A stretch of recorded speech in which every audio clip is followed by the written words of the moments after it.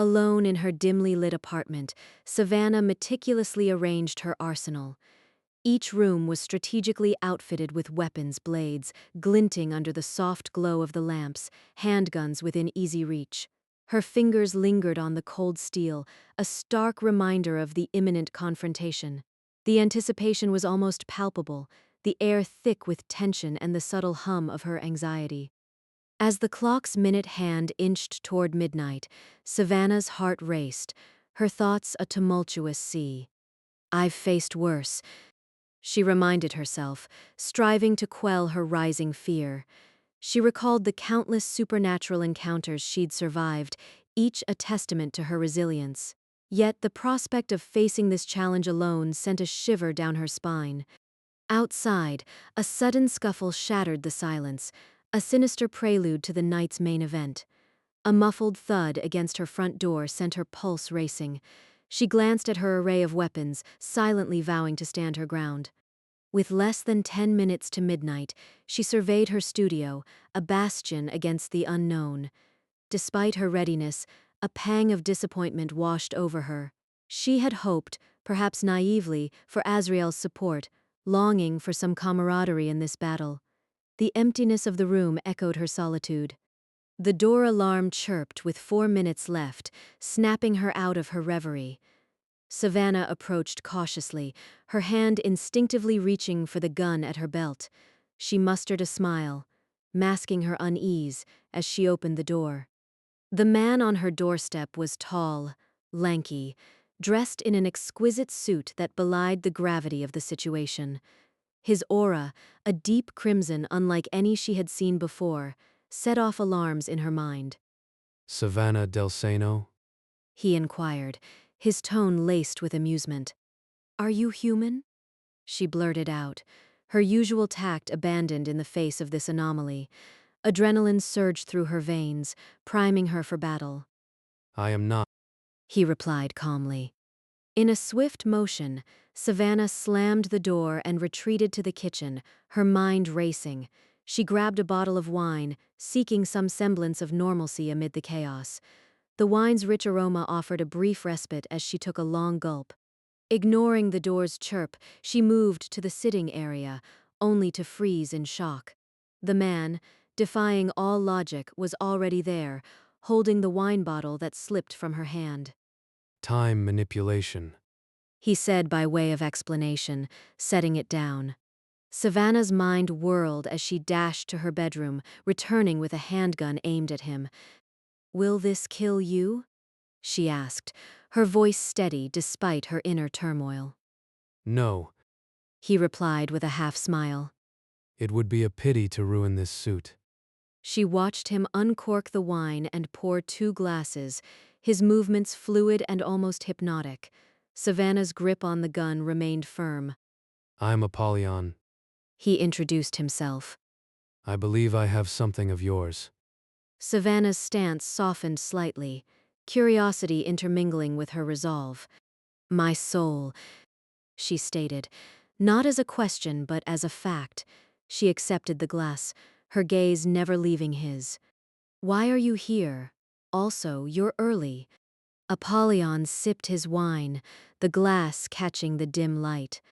"Not for the reason you think. He replied cryptically. As for early, time is irrelevant. Look at your clock."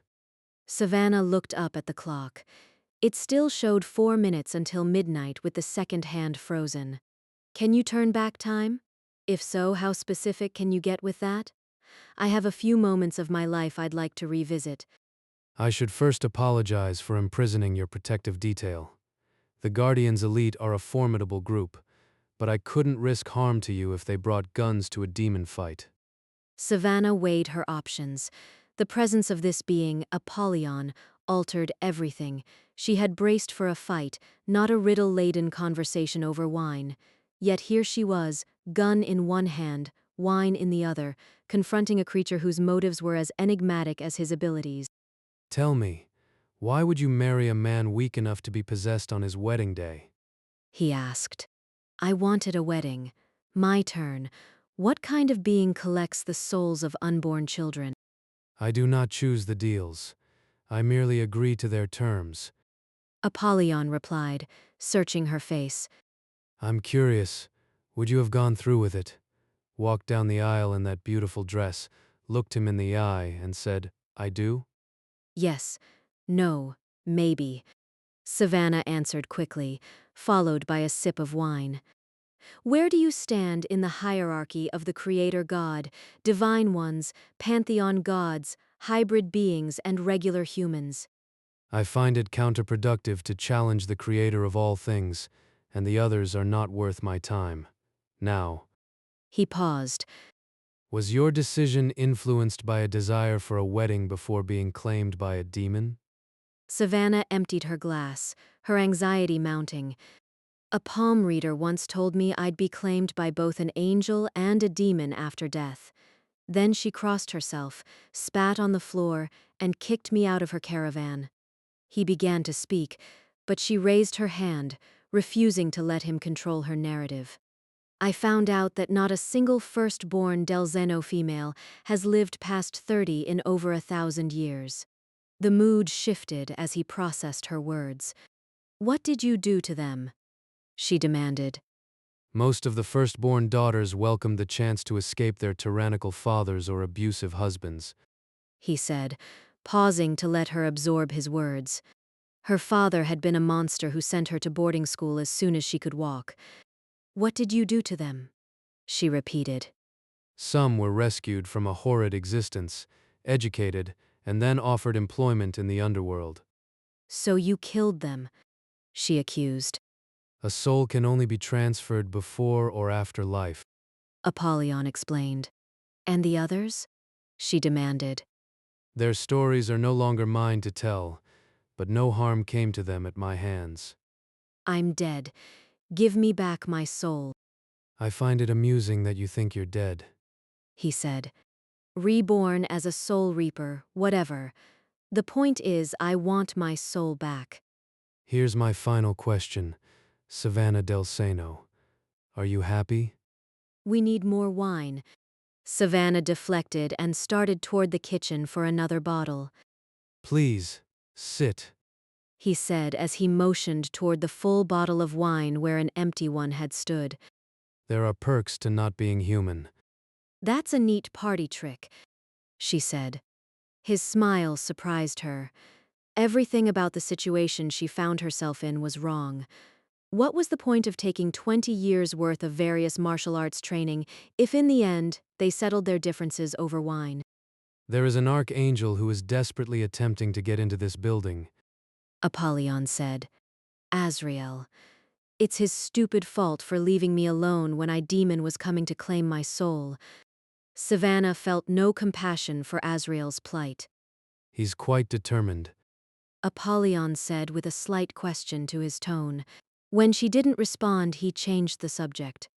You seem to be handling the supernatural world with ease. Demons have nothing on Milan Fashion Week, she replied. Starving, feral humans obsessed with the perfect image are way more terrifying, You aren't at all what I expected. Apollyon said. What did you expect? I'm not sure, but not a self-assured, powerful woman in her own right. I could say the same. There is an unfathomable amount of power radiating from you.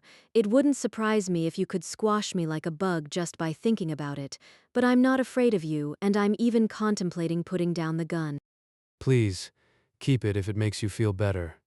We've already established it won't do any good. True. Savannah sat back down and put the safety on the gun. She put it on the table. He raised his glass at her and took a sip. So what now? She asked. Now I let a persistent angel in to rescue you. I've taken enough of your time. The second hand on the clock moved forward.